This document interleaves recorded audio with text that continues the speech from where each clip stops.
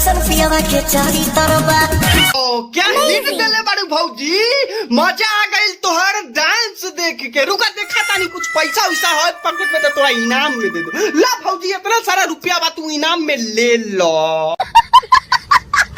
हाल बा भाई लोग, इंटरी देख के तो समझिए गए लखवा कि केकर शटर उठे वाला बा केकर शटर फाटे वाला बा।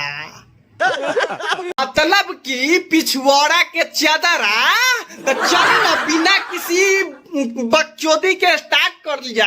चलो भाई भइल जब से गवाना हो गई खेला। पवन सिंह भौजी, इनका लगता बड़ा बड़ा आदमी टिकवे न कइल, आ तोहार का लगता तोड़ा के तू टिक जाइबा। आगे देखत त चला। सतारे रोजे रोजे ओढ़ना बिछावा। रोजे रोजे ओढ़ना बिछाना नासा तारे शिकायत करे के का जरूरत बा भौजी, एक बार धो ली हो। कोनो तो डाइपर पहने के उम्र तबा ना कि पहने ली हन, पहने के करे गलती बा, तोहार गलती नहीं खे। बात तो सही है। नहीं देखता ई कौन पोज दे तारू भौजी। ताबा तो भौजी ई डॉगी स्टाइल में पावर स्टार के साथ फील्ड पर गिल करबू तो ये 440 के वोल्ट पिछवाड़ा से दी कि नहीं हमको नहीं पता। तो भौजी छोड़ा इन सब लोगन के ना, ई तोहार पोज देख के सब के थर्मामीटर खड़ा होए लागल है। तो ई सब से पूछ ना हो पाएगा।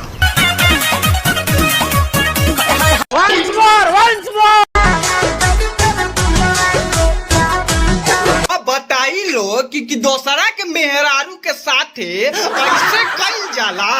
बड़ी अच्छी बात कही पवन भैया, तू ही बात बतावा कि कितना साल से खखुआइल बारा, लगता कि सब के गुस्सा एकरे पे उतार देबो।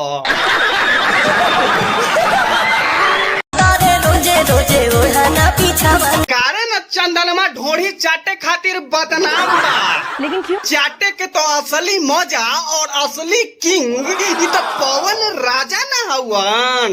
नहीं क्या भरोसा तो देखी तो नो नो नो नो नहीं ना, तनका और देखी।